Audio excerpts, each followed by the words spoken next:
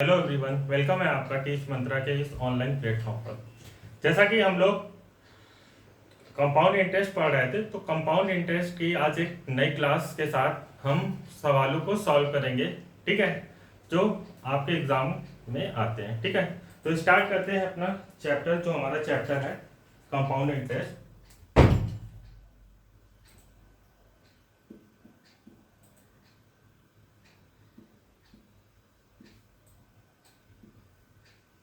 ठीक है, और हाँ, आपका जो मैंने बताया था मैथ में, मैंने मैथ्स को दो पार्ट में डिवाइड किया था, एक अर्थमेटिक और दूसरा एडवांस। तो अर्थमेटिक में आपका लगभग लगभग एक या दो टॉपिक और बचे हुए हैं, चैप्टर्स बचे हुए हैं। उसके बाद आपका अर्थमेटिक जो है वो कंप्लीट हो जाएगा। तो मैं बहुत ही जल्द जो हमारा एडवांस पोर्शन है, यानी एडवांस में जो चैप्टर्स मैंने आपको बताए वो स्टार्ट करने वाला हूँ। तो ये जो आपका जो प्रोसेस है, यानी कि आपकी जो क्लास होगी, क्लास का शेड्यूल है, वो आपका इस टाइप से होगा कि मंडे, ट्यूसडे एंड वेडनेसडे, ये तीनों दिन क्या होगी, आपकी एडवांस होगी। ठीक है, एडवांस की क्लास होगी। उसके बाद जो थर्सडे एंड फ्राइडे आपकी अर्थमेटिक होगी। ठीक है, मतलब 3 दिन आपकी एडवांस की क्लास होगी और 2 दिन आपकी अर्थमेटिक की, क्योंकि अर्थमेटिक में आपका जो सिलेबस है वो लगभग लगभग कंप्लीट हो चुका है। बस 2 या 3 चैप्टर्स और बचे हुए, वो भी कंप्लीट होगा। लेकिन हमारा जो एडवांस पोर्शन है, एडवांस का जो पोर्शन है, उसमें क्या है कि काफी लंबा टॉपिक है, इसमें काफी सारे चैप्टर्स हैं, वो जल्दी स्टार्ट करना पड़ेगा, जिससे आपका जो सिलेबस है वो जल्दी कंप्लीट हो सके। ठीक है, तो हम लोग स्टार्ट करते हैं अपना टॉपिक। जो हमारा टॉपिक है कंपाउंड इंटरेस्ट। तो इसका आज का पहला सवाल ये है,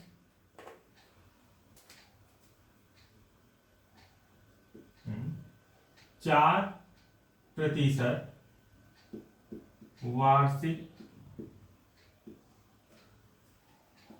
ब्याज की दर से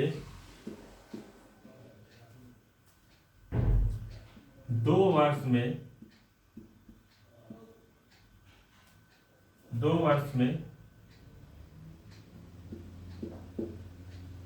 वर्ष में किसी धन के चक्रवृद्धि ब्याज और साधारण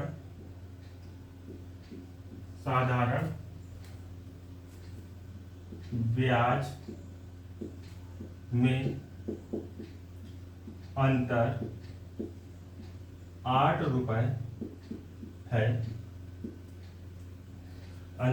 रुपए है, तो वह धन ज्ञात करें। ठीक है, तो हमारा सवाल बोला गया है कि जो आपकी बोला गया है कि 4% वार्षिक ब्याज की दर से 2 वर्ष में किसी धन के चक्रवृद्धि ब्याज और साधारण ब्याज में जो अंतर है वो हमारा कितना है, 8 रुपए, और वो धन ज्ञात करना है। ठीक है, तो यहां पे हम देखेंगे कि सबसे पहले देखेंगे इसका एक सॉल्यूशन करने का तरीका ये है कि सबसे पहले हम इसका रेट निकालेंगे। रेट देखेंगे तो रेट हमारा क्या दिया गया है, यहाँ पे 4%। आपको मैंने बताया था कि 4% की जो फ्रैक्शनल वैल्यू होती है वो कितनी होती है, तो 4% की जो फ्रैक्शनल वैल्यू होती है वो कितनी होती है, 1/25। तो यहाँ पे जो हमारा 25 है, ठीक है, 25 हमारा क्या हो जाएगा, प्रिंसिपल हो जाएगा, यानी कि मूलधन हो जाएगा। ठीक है, तो टाइम बोला गया है 2 वर्ष, तो यानी कि हम 25 को अगर 2 वर्ष में कन्वर्ट करें तो यहाँ पे टाइम जो है आपका 2 इयर्स का दिया है, यानी कि यहाँ पे हम 25 का स्क्वायर कर देंगे। ठीक है, तो 25 का स्क्वायर कर देंगे, तो 25 का स्क्वायर करेंगे तो हमारा 25 का स्क्वायर कितना आ जाएगा 625, यानी कि हमारा जो प्रिंसिपल है वो कितना हो गया 625। ठीक है, तो ये तो हमने माना है, निकाला है 625, लेकिन हमें ओरिजिनल जो प्रिंसिपल है मूलधन वो निकालना पड़ेगा। टाइम हमारा कितना है 2 वर्ष का, तो मैंने आपको बताया था कि 2 वर्ष के लिए रेट जो है, यानी कि ये पहले साल के लिए और ये दूसरे साल के लिए, रेट जो हमारी यूज हो रही है वो कितनी है 4%। तो 4% की रेट से 625 का जो ब्याज होगा वो कितना हो जाएगा 25। ये हो गया पहले साल। दूसरे साल भी 4% की रेट से जो ब्याज होगा वो कितना हो जाएगा 25। तो यहां पे देखेंगे ये जो 25 पहले साल का और दूसरे साल का 25 आया है, ये तो हमारा क्या हो जाएगा सिंपल इंटरेस्ट, यानी कि एसआई हो जाएगा। अब मैंने बताया था कि जो चक्रवृद्धि ब्याज होता है वो ब्याज पे ब्याज लगता है, यानी कि यहां से हम चक्रवृद्धि ब्याज निकालेंगे तो पहले साल पे ही तो चक्रवृद्धि ब्याज मिलेगा, तो 4% की रेट से 25 का जो चक्रवृद्धि ब्याज होगा वो हमारा कितना हो जाएगा 1। ठीक है, तो यहां पे चक्रवृद्धि ब्याज क्या होता है कि हम इस पूरे पार्ट को जब काउंट कर देंगे तो ये हमारा क्या निकल आएगा CI। ठीक है, यानी कि इस पूरे पार्ट को जब हम काउंट करेंगे तो वो हमारा CI, और इतना पार्ट जब हम काउंट करते हैं तो वो हमारा SI यानी सिंपल इंटरेस्ट होता है। अब क्या करेंगे, यहाँ पे बोला गया है कि चक्रवृद्धि ब्याज और साधारण ब्याज का जो अंतर है वो कितना है 8 रुपए। तो यहां से हम देखेंगे कि हमारा जो CI है चक्रवृद्धि ब्याज है वो कितना हो रहा है, तो 25, 25, 50 और 1 51, और जो हमारा SI है वो कितना हो रहा है, तो 25 और 25 कितना हो गया हमारा 50। अब यहां से ये देखेंगे कि यहां पे बोला गया है कि इसको मैं साफ कर देता हूं, इसमें बोला गया है कि जो हमारा CI और SI का जो डिफरेंस है वो कितना है 8 रुपए, यानी कि CI हमारे कितना था 51 और SI कितना था 50 बराबर 8। तो यहां से जो डिफरेंस 1 बराबर कितना हो जाएगा 8 का। तो हमें निकालना क्या है, प्रिंसिपल निकालना है, तो ये हमारा प्रिंसिपल हो जाएगा। ठीक है, तो प्रिंसिपल हो जाएगा, यानी प्रिंसिपल हमारा यहाँ पे कितना दिया था 625, और 1 बराबर 8 है, तो 625 गुणे 8 कितना हो जाएगा यहाँ पे 8 5 40। ठीक है, 8 5 40 की 0 हंसी लगी 4, 8 दूनी 16 4 20 हंसी लगी 2। ठीक है, 8 6 48 2 50। ठीक है, तो यहां से हमारा जो मूलधन निकलेगा वो कितना हो जाएगा 5000 रुपए। नोट कर लीजिए, फिर अगला देखते हैं।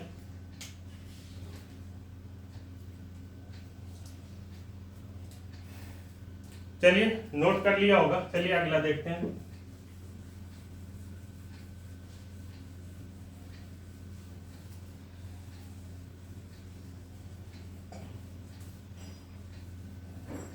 और हाँ, आप लोगों को जो चीज नहीं समझ में आती है, ठीक है, वो आप कमेंट करके जरूर बताया करिए। और कुछ लोग ऐसे होते हैं जिनको पढ़ना नहीं होता है और फालतू के कमेंट करते हैं। जैसे पिछली क्लास में कुछ लोग ऐसे थे जो फालतू के कमेंट करते हैं।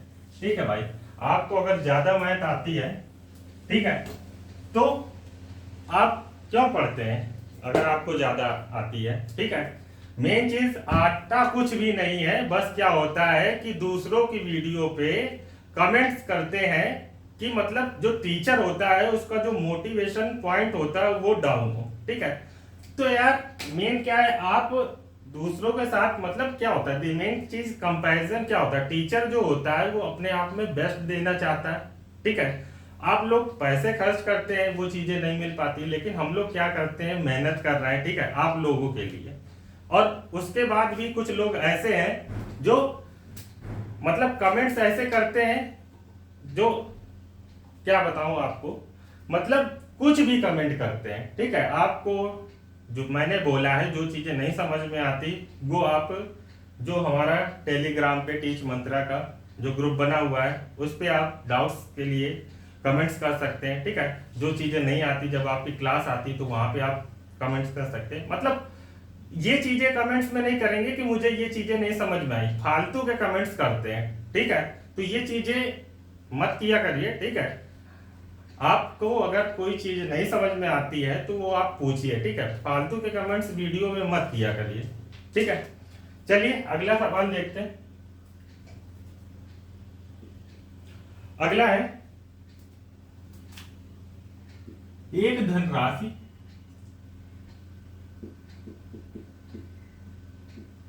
ठीक है, एक धनराशि 2 वर्ष के एक धनराशि 2 वर्ष के चक्रवृद्धि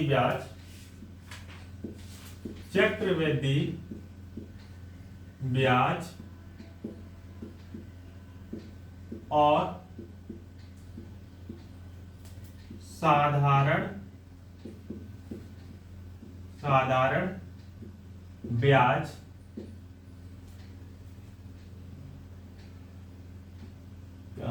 चक्रवृद्धि ब्याज, साधारण ब्याज का अंतर 1.25 रुपए है। यदि 1.25 रुपए है, यदि ब्याज की वार्षिक दर, यदि ब्याज की वार्षिक दर 5% हो तो वह धन ज्ञात करें, ठीक है। तो अभी मैंने आपको बताया, सेम टू सेम बताया है, ठीक है। तो जल्दी से इसको जो सॉल्व करिए और इसका कमेंट करके आंसर बताइए कि इसका जो मूलधन है, धन है, वो कितना होगा, ठीक है। सेम टू सेम अभी इससे पहले मैंने बताया, सेम प्रोसेस उसी टाइप से सॉल्व करेंगे। जल्दी से कमेंट्स करिए।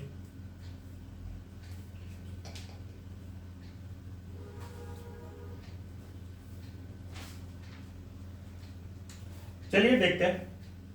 तो सबसे पहले मैंने बोला था कि हम देखते हैं अपनी रेट, यानी कि सबसे पहले सवाल में बोला क्या गया है कि एक धनराशि जो है वो 2 वर्ष में चक्रवृद्धि ब्याज और साधारण ब्याज का जो अंतर है वो कितना है, 1.25 रुपए। यदि ब्याज की जो वार्षिक दर है वो 5% हो तो वो धन ज्ञात करें। तो यहां से देखेंगे हमारा जो रेट है वो कितना है, 5%। 5% की फ्रैक्शनल वैल्यू जो मैंने बताई थी आपको जब परसेंटेज पढ़ा था, 5% की जो फ्रैक्शनल वैल्यू होती है वो 1/20 होती है। अभी मैंने बताया कि यहाँ पे जो हमारा 20 होता है वो क्या होता है, मूलधन, ठीक है। अब टाइम जो है वो हमारा कितना दिया गया है, 2 साल, 2 ईयर, ठीक है। तो मैंने बोला कि 2 ईयर है तो यहाँ पे इसका स्क्वायर कर देंगे, तो 20 का स्क्वायर करेंगे, ठीक है। 20 का स्क्वायर करेंगे तो यहाँ से हमारा जो स्क्वायर आएगा वो कितना हो जाएगा, 400। तो 400 हमारा क्या हो गया, प्रिंसिपल, यानी कि 400 हमारा क्या हो गया, प्रिंसिपल। टाइम 2 साल का है, पहले साल और दूसरे साल। तो पहले साल अगर हम 5% की रेट से इसका ब्याज निकालेंगे तो 400 का 5% की रेट से निकालेंगे तो 5% 1/20 होता है, 0, 2 दूनी 4, यानी कि कितना आ जाएगा ये, 20। दूसरे साल का भी 5% की रेट से निकालेंगे तो कितना हो जाएगा, 20।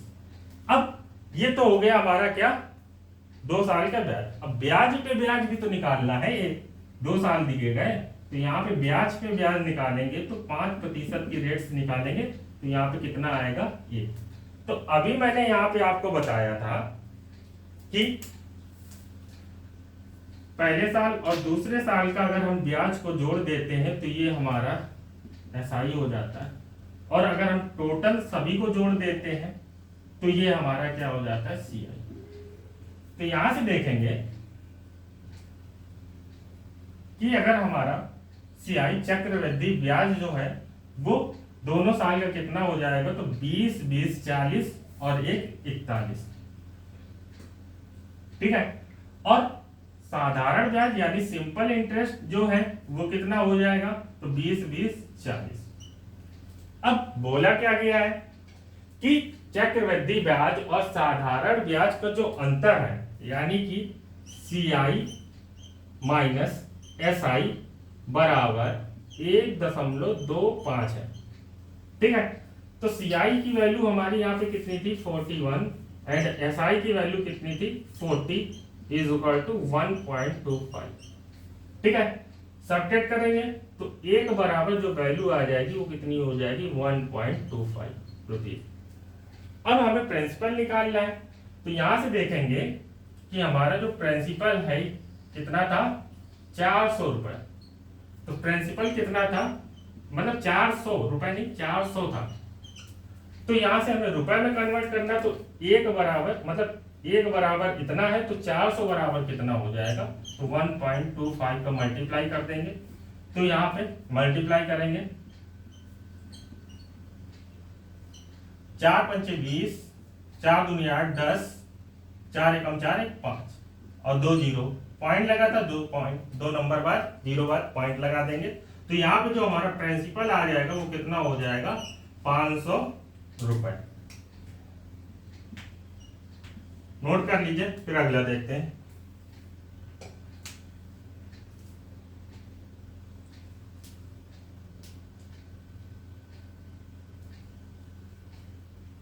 चलिए नोट कर लिया होगा, अगला देखते हैं। तो अभी तक यहां पे हमारा 2 साल ले रहे थे, अब जो सॉल्व करेंगे वो 3 साल के लिए सॉल्व करेंगे। ठीक है।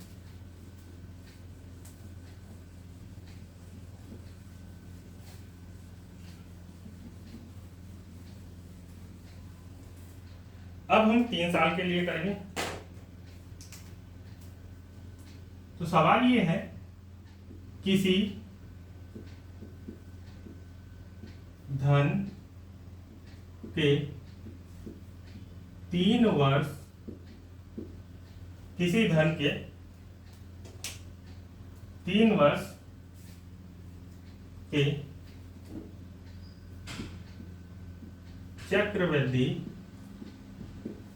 चक्रवृद्धि ब्याज और साधारण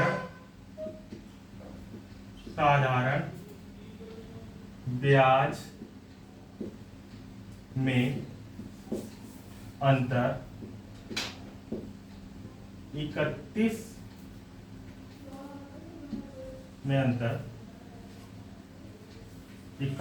रुपए है।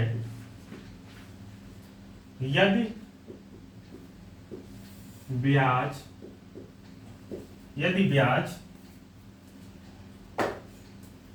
की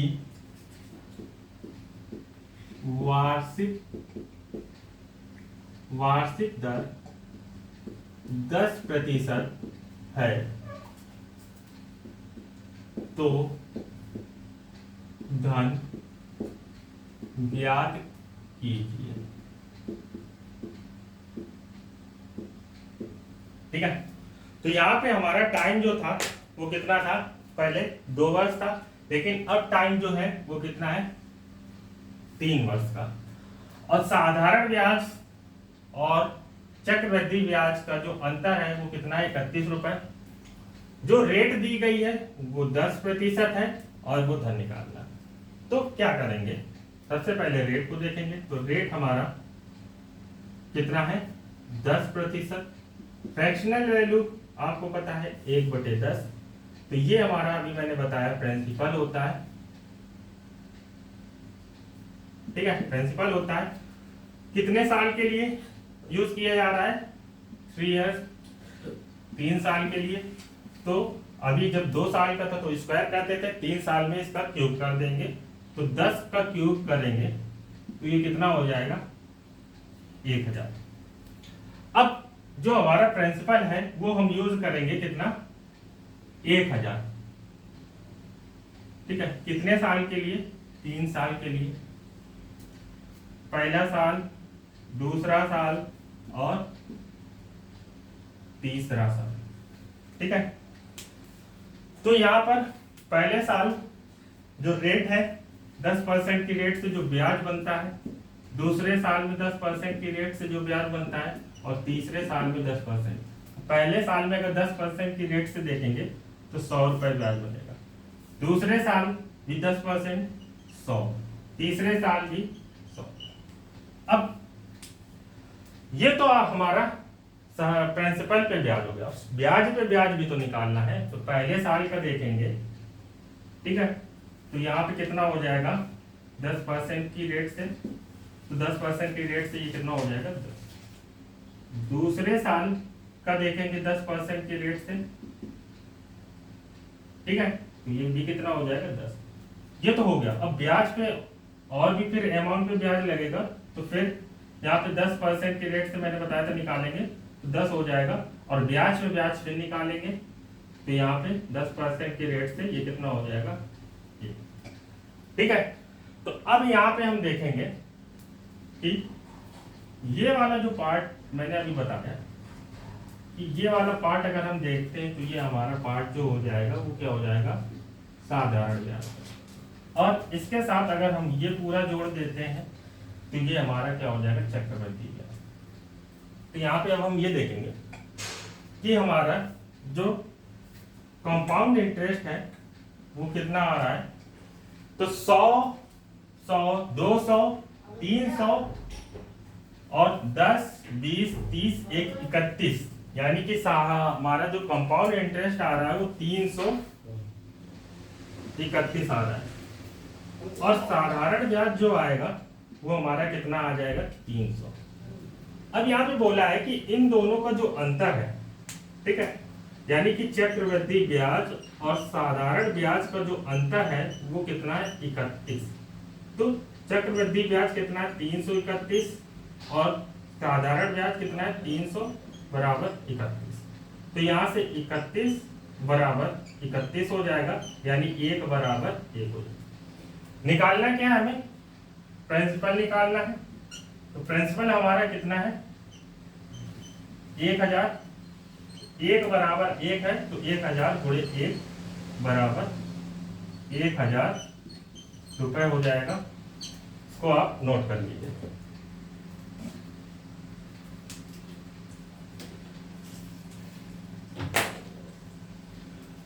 तो नोट कर लिया होगा आपने, नोट कर लीजिए जल्दी से, फिर अगला देखते हैं।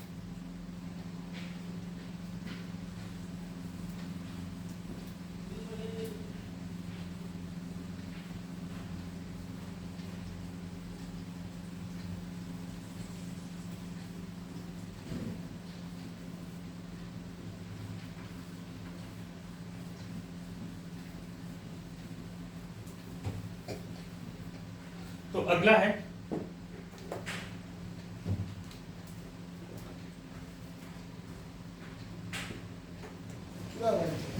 एक धनराशि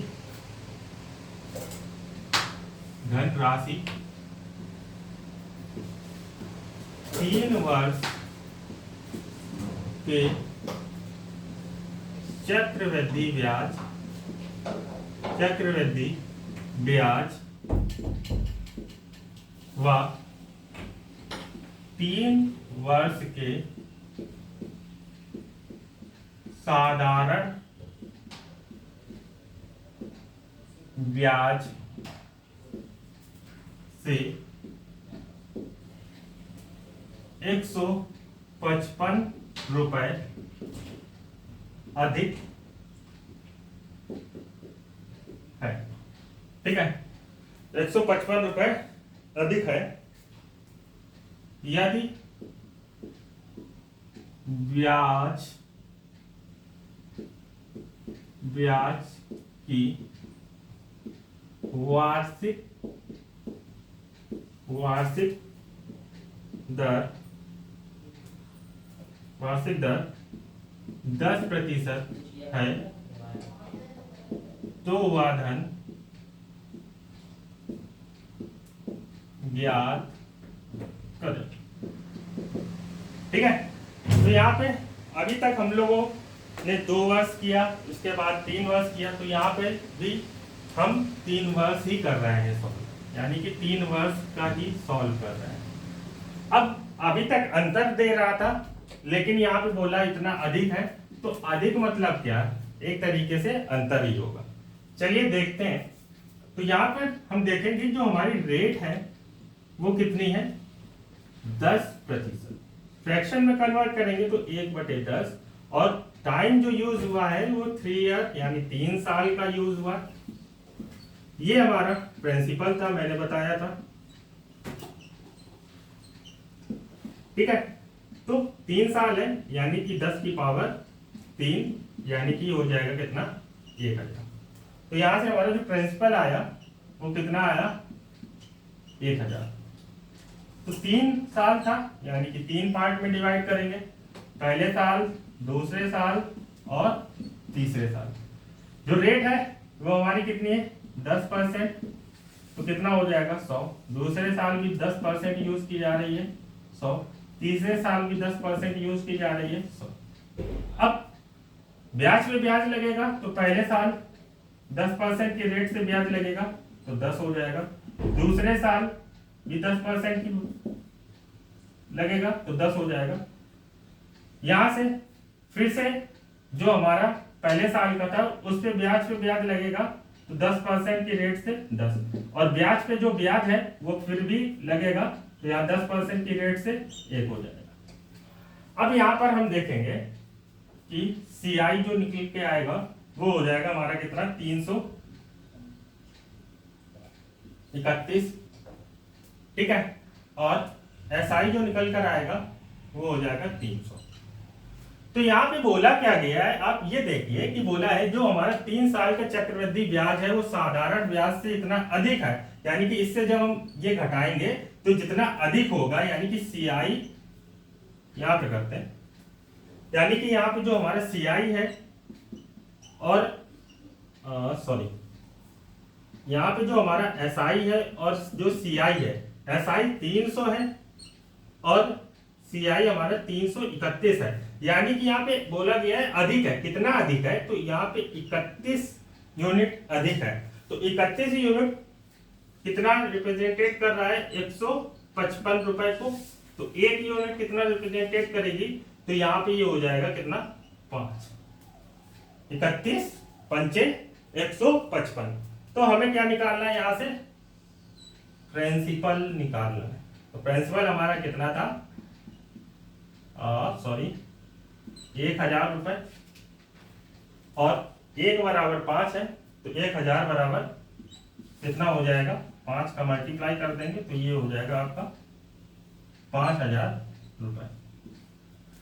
नोट करिए, फिर आगे देखते हैं।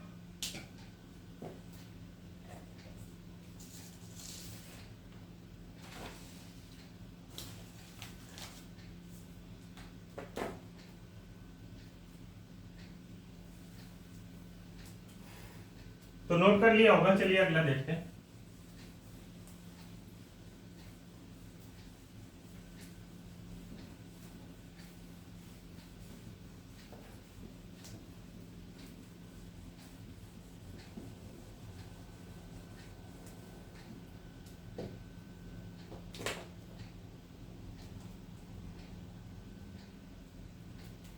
चलिए अगला है 16,400 रुपए को 5% वार्षिक दर से 16,400 रुपए को 5% वार्षिक दर से 2 समान वार्षिक दो समान वार्षिक किस्तों में चुकाया जाता है। दो समान वार्षिक किस्तों में चुकाया जाता है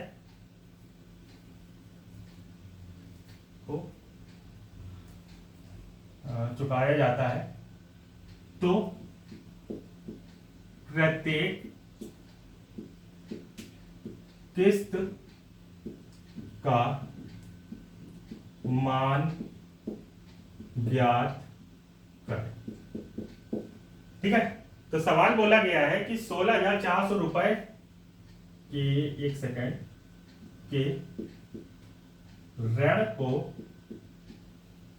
को 5% वार्षिक दर से दो समान वार्षिक किस्तों में चुकाया जाता है तो प्रत्येक किस्त का मान ज्ञात कीजिए। तो यहां पर क्या करेंगे, सबसे पहले हम रेट देखेंगे।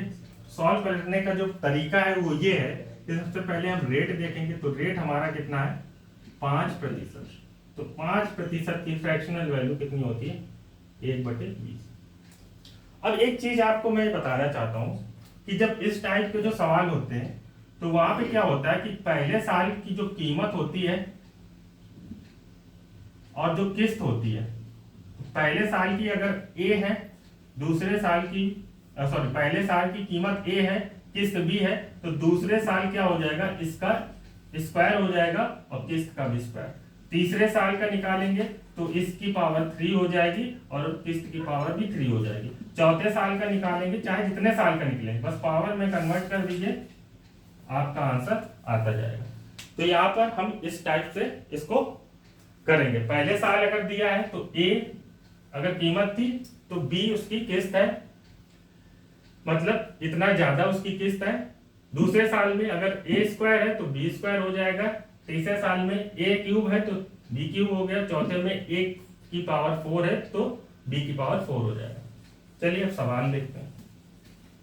तो यहाँ पे सवाल में पहले देख लेते क्या बोला गया है कि इतने रुपए के ऋण को 5% वार्षिक दर से दो समान वार्षिक किस्तों में चुकाया जाता है तो प्रत्येक किस्त का मान ज्ञात कीजिए। यानी कि यहाँ पे टाइम जो है वो दो बता रहा, 2 वर्ष का बता रहा, मतलब समान किस्तों में। यानी कि यहाँ पर जो हमारी कीमत है, ठीक है, उसके बाद जो किस्त है, तो पहले साल यानी कि फर्स्ट ईयर में, पहले साल में उसकी कीमत 20 थी तो ये इसमें जुड़ जाएगा। तो यहां से इसकी जो किस्त होगी, मतलब 20 में 1 रुपए एक्स्ट्रा दिया जाएगा तो जो किस्त होगी वो कितना हो जाएगा, 21। अब दूसरे साल मैंने बोला, दूसरे साल क्या होगा, तो इसका स्क्वायर कर देंगे तो ये कितना हो जाएगा, 400, और यहाँ पे ये हो जाएगा 441। ठीक है, तो यहाँ पे 20 हो गया और ये 400 हो गया, वो 21 हो गया, ये 441 हो गया। तो इसके लिए क्या किस्तें जो बोल रहा है वो बोल रहा है कि समान। तो यहाँ पे ये 441, यहाँ पे 21 है, तो किस्तें समान है, नहीं है। तो अभी हम क्या करेंगे, यहाँ पर इसकी किस्तें जो है वो समान करेंगे। तो समान करने यानी इक्वल करने के लिए क्या करेंगे कि इस वाली किस्त में किस्त का मल्टीप्लाई करेंगे। तो जब इसमें कर रहे हैं तो इसमें भी हमें किस्त का मल्टीप्लाई करना पड़ेगा। यानी कि अब यहां पर हम देखेंगे कि यहां पे 21 का मल्टीप्लाई किया तो यहां पे जो वैल्यू आएगी वो कितना हो जाएगा, 410 का नहीं होगा, सॉरी 420, 21 दूनी 42, और यहाँ पे 400 पहले से था। तो यहाँ पे देखेंगे तो ये तो कितना हो गया, ये भी 441 हो गया, और ये तो पहले से 441, यानी किस्तें क्या हो गई, समान। यानी कि यहाँ पे बोला गया है कि दो समान किस्तों में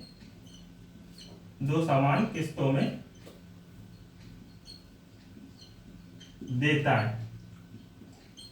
ठीक है, तो किस्तें हमारी कैसी हो गई, समान। अब किस्त निकालनी है कि जो किस्त है प्रत्येक किस्त कितने की देता है। तो यहां पे हम देखेंगे कि पहले तो हमारा जो कीमत है उसको हम जोड़ देंगे, तो 400 420 ये हो जाएगा 820, और यहाँ पर जो अमाउंट था वो रुपए जो थे वो कितना था 16,400 रुपए। यानी कि यहाँ पर देखेंगे 16,400 रुपए कितने गुना हो रहा है, तो 8 दूनी 16, यानी कि ये हो रहा है 20 गुना। ठीक है, तो यहाँ पर ये टोटल का हमने ये अमाउंट निकाला, मतलब यहाँ पे टोटल अमाउंट दिया था और ये इतने यूनिट था, तो ये इसके इतने गुना। अब यहाँ पर बोलना प्रत्येक किस्त समान है, तो हम एक ही किस्त मतलब एक किस्तों का निकालेंगे ना, तो किस्त निकालेंगे तो यहाँ पे एक पहली किस्त कितनी है 441। ठीक है, तो ये यहाँ पर एक बराबर हमारा कितना आ गया 20, तो यहाँ पर 20 का मल्टीप्लाई कर देंगे। ठीक है, तो कितना हो जाएगा, जो पहली किस्त जाएगी वो कितने की जाएगी 8820 रुपए की, यानी कि 8,820 रुपए की हमारी प्रत्येक किस्त जाएगी। नोट करिए, फिर अगला देखते हैं।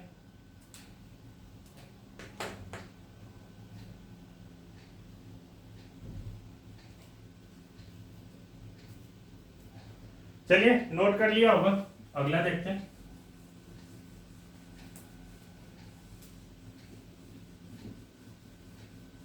ठीक है, तो मैं आपको तरीका बता रहा हूं कि कैसे सॉल्व करना है।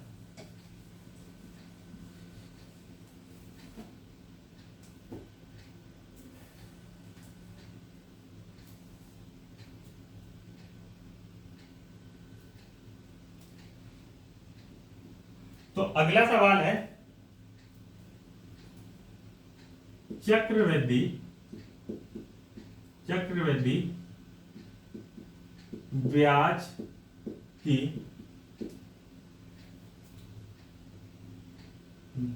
चक्रवृद्धि ब्याज की 10% वार्षिक दर से कोई धन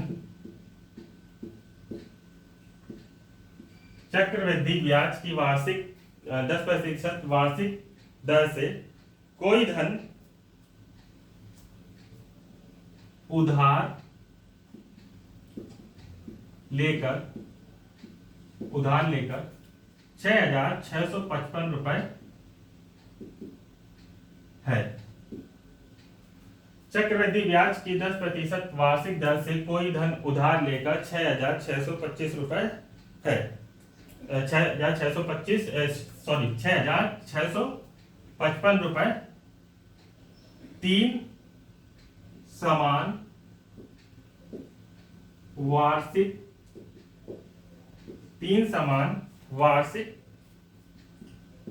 किस्तों में चुकाया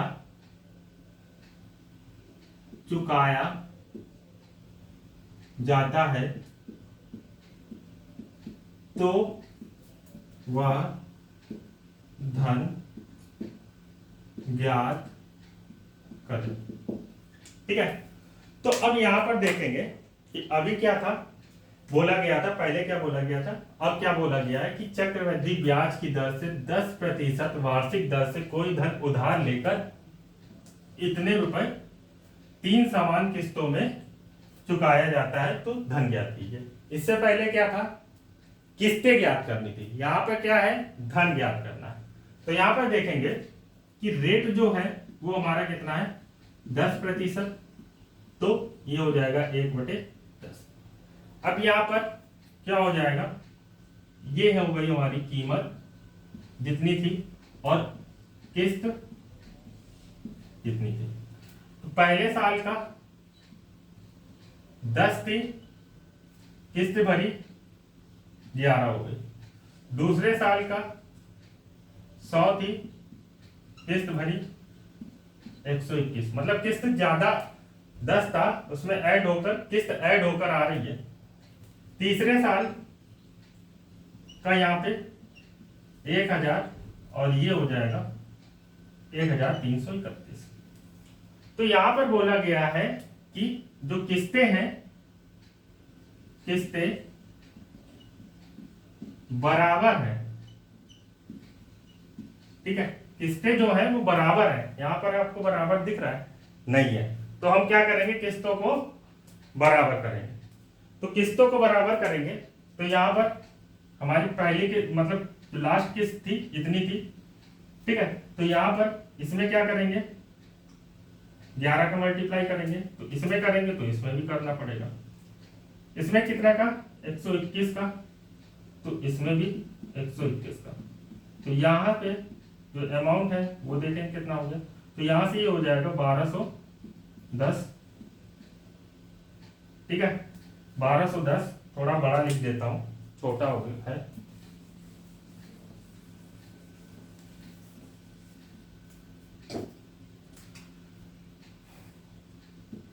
कीमत किस्त, तो पहले साल जो था 10 था, दूसरे साल 11, सॉरी पहले साल जो कीमत 10 थी, किस्त 11 हो गई। दूसरे साल कितनी थी, 100 और किस्त 121।